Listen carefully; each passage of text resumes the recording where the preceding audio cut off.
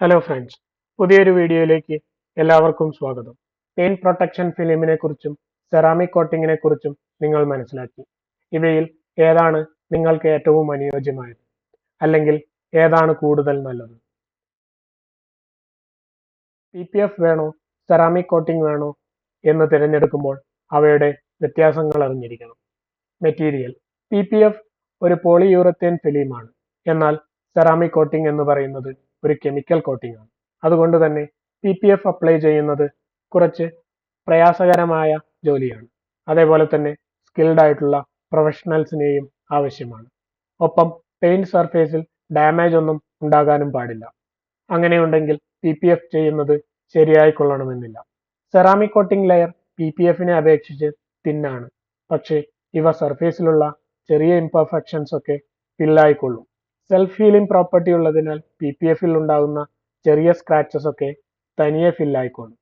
എന്നാൽ ceramic coating കുറച്ചുകൂടി hard ആയതിനാൽ അങ്ങനെയൊന്നും സ്ക്രാച്ച് ആവുകയില്ല. എസ്തെറ്റിക്സ്: പ്രോപ്പറായി അപ്ലൈ ചെയ്ത സെറാമിക് കോട്ടിംഗ് PPFനെ അപേക്ഷിച്ച് കാണാൻ കുറച്ചുകൂടി നന്നായിരിക്കും.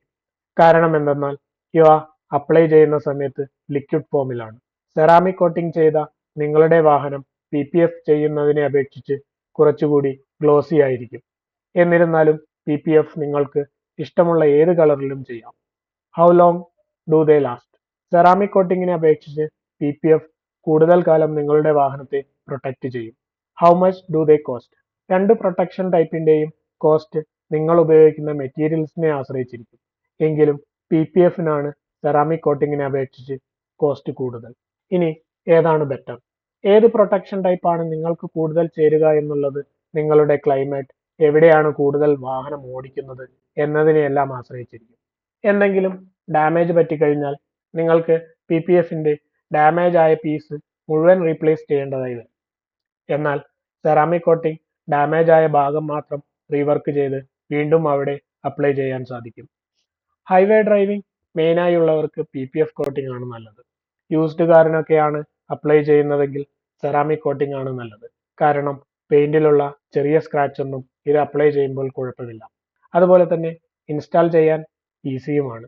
പുതിയ കാറുകൾക്ക് എന്തുകൊണ്ടും PPF ചെയ്യുന്നതായിരിക്കും നന്നാവുക.